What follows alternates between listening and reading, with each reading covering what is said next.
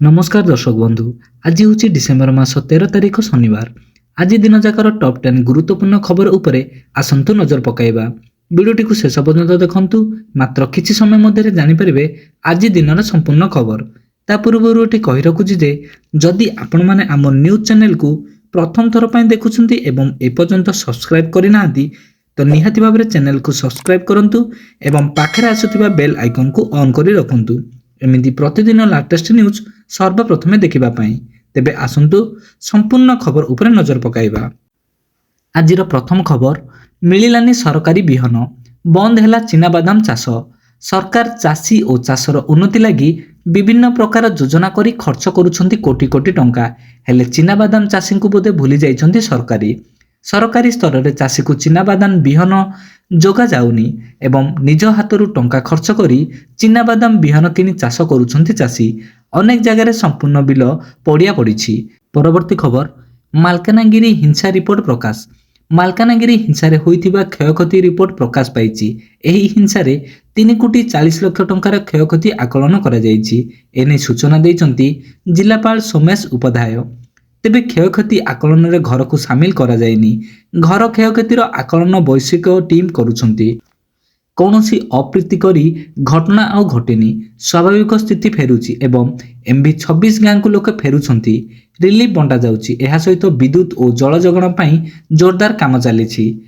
राखेलगुड़ा महिला मुंडविहीन मृतदेह मिलिबा परे उत्तेजना तीव्र होइतिला। एमबी 26 गाँ रे घर गाड़ी भंगारुजा सह निया लगाई दैछंती लोके। पुलिस उपस्थित सत्वे पुरुष महिला एकाठी होई भंगारुजा करथिले। पोड़ाजला परे विभिन्न स्थान रे उभय गोष्ठी एकत्रित होइथिले। खेलगुड़ारे पारंपरिक अस्त्रशस्त्र धरी एकाठी होइथिले गोटे गोष्ठी। मालकानगिरी सहर रे अन्य एक गोष्ठीर बहु संख्यार मेली बांधिथिले। परवर्ती खबर, शिशु सेविका नियुक्ति पाई प्रदत्त हैला निर्देशनामा। समग्र शिक्षा अभियान अधीन रे चालुथिबा शिशु बाटिका क्रम को सुदृढ़ करिबा पाई राज्य सरकार शिशु सेविका को सरकारी स्कूल रे नियुक्ति करिबा को पुनर्बार निर्देशनामा जारी करिसंती। संप्रति शिक्षा विभाग तरफरु जारी होइतिबा चिठी अनुसार शिशु बाटिका थिबा स्कूल गुड़िकरे शिशु सेविका नियुक्ति प्रक्रिया एबे शेष पर्याय को पहुंची। परवर्ती खबर, एसएआईआर को नहीं पश्चिमबंग पॉलिटिक्स सरगरम। ममता कहिले मु एसएआईआर करिबिनी। आसंता वर्ष पश्चिमबंग रे हेबाकू अछि विधानसभा निर्वाचन एवं एहा पूर्वरु एसआईआर को नहीं सरगरम होइछि पश्चिमबंग राजनीति। अनेक राज्य रे एबे भी एसआईआर काम पूरा करबाकू समय सीमा बढ़ा जाइथिबा बेले पश्चिमबंग रे किंतु तारीख परिवर्तन होइनी। तेणु एहाकू नहीं जोर धरिछि राजनीति। निर्वाचन कमिशन को एक सूत्ररु मिलिथिबा सूचना मुताबक पश्चिमबंग रे पाखापाखि समस्तंकु मतगणना फॉर्म बंटा सारिछि। हेले सेठारे प्राय 58 लाख अधिक भोटर को नहीं एबे प्रश्न छिड़ा होइछि।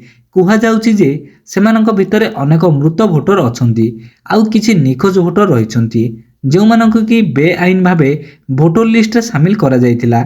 वर्तमान एसआईआर प्रक्रिया पूरा हेबा परे एही भोटर माने बाद पड़ी पारंती बोली चर्चा हेउछि। परवर्ती खबर, 2027 जनगणना पई 11,718 कोटीर बजेट एवं एही बजेट को केंद्र कैबिनेट रे अनुमोदन मिलिछि। सांबादिक सम्मेलन रे घोषणा कले मंत्री अश्विनी वैष्णव। देश रे दुईटी पर्याय रे हेबो जनगणना। 2026 एप्रिल रु सेप्टेम्बर मध्य रे प्रस्तुत हेबो घर तालिका। 2027 फेब्रुआरी मास रे हेबो जनगणना। डिजिटल उपाय रे 2027 जनगणना हेबो बोली अश्विनी वैष्णव कहिसंती। परवर्ती खबर, केंद्र सरकार मनरेगा योजनार नाम परिवर्तन करिवे। शुक्रवार कैबिनेट बैठक में एही निष्पत्ति को अनुमोदन करा जायछि। सरकार मनरेगा नाम परिवर्तन करी पूज्य बापू ग्रामीण नियुक्ति ग्यारंटी योजना करिवे, जहाँ ग्रामीण गरीब लोकंक पई प्रति वर्ष 125 दिनर काम सुनिश्चित करिवो। एही योजना पई सरकार 1.51 लाख कोटी टंका व्ययबराद करिवे। 2005 मसीह तत्कालीन मनमोहन सिंह सरकार द्वारा मनरेगा योजना आरंभ होइतिला। प्रारंभ में यह जातीय ग्रामीण नियुक्ति ग्यारंटी आईन कहा जाउतिला, पर यह महात्मा गांधी जातीय ग्रामीण नियुक्ति ग्यारंटी योजना बोली नाम दिया जाइतिला। एही योजना एक भारतीय श्रम आईन एवं सामाजिक सुरक्षा पदक्षेप जहाँ काम करिवार अधिकार सुनिश्चित करिबा पई लक्ष्य रखिछि। 2005 मसीह 154 नियुत लोक एही योजना अधीन रे सक्रिय भाव में काम करुछंती। परवर्ती खबर, ଆରମ୍ଭ ହୋଇଯାଇଛି 19 ବର୍ଷରୁ କମ୍ ଏସିଆ କପ୍ ଟୁର୍ଣ୍ଣାମେଣ୍ଟ। ଏଥିରେ ପ୍ରଥମ ମ୍ୟାଚ୍ ଭାରତ ଏବଂ ୟୁଏଇ ମଧ୍ୟରେ ଖେଳାଯାଇଛି। ଦୁବାଇରେ ଖେଳାଯାଇଥିବା ଏହି ମ୍ୟାଚ୍ରେ ବୈଭବ ସୂର୍ଯ୍ୟବଂଶୀ ଚୌକା ଏବଂ ଛକାର ଏକ ବଡ଼ ଇନିଂସ ସହିତ ବିପର୍ଯ୍ୟୟ ସୃଷ୍ଟି କରିଥିଲେ। ପ୍ରଥମେ ବ୍ୟାଟିଂ କରି ଭାରତ ନିର୍ଦ୍ଧାରିତ 50 ଓଭରରେ 433 ରନ୍ର ବିଶାଳ ସ୍କୋର କରିଥିଲା। ଭାରତ ପାଇଁ ସୂର୍ଯ୍ୟବଂଶୀଙ୍କ ବ୍ୟତୀତ ବିହାନ ମାଲହୋତ୍ରା ଏବଂ ଆରୋନ୍ ଜଜ୍ଙ୍କ ଅର୍ଦ୍ଧଶତକ ହାସଲ କରିଥିଲେ। ଭାରତୀୟ ଦଳର ଆରମ୍ଭ ଖରାପ ଥିଲା। ଆୟୁଷ ମାତ୍ର 4 ରନ୍ କରି ଆଉଟ୍ ହୋଇଥିଲେ। ଏହାପରେ ବୈଭବ ସୂର୍ଯ୍ୟବଂଶୀ ଏବଂ ଆରୋନ୍ ଜଜ୍ଙ୍କ ମଧ୍ୟରେ 212 ରନ୍ର ଭାଗିଦାରୀ ହୋଇଥିଲା। ଜର୍ଜ 69 ରନ୍ କରି ଆଉଟ୍ ହୋଇଥିଲେ, କିନ୍ତୁ ବୈଭବ ସୂର୍ଯ୍ୟବଂଶୀ ଭିନ୍ନ ମନୋଭାବରେ ଥିଲେ।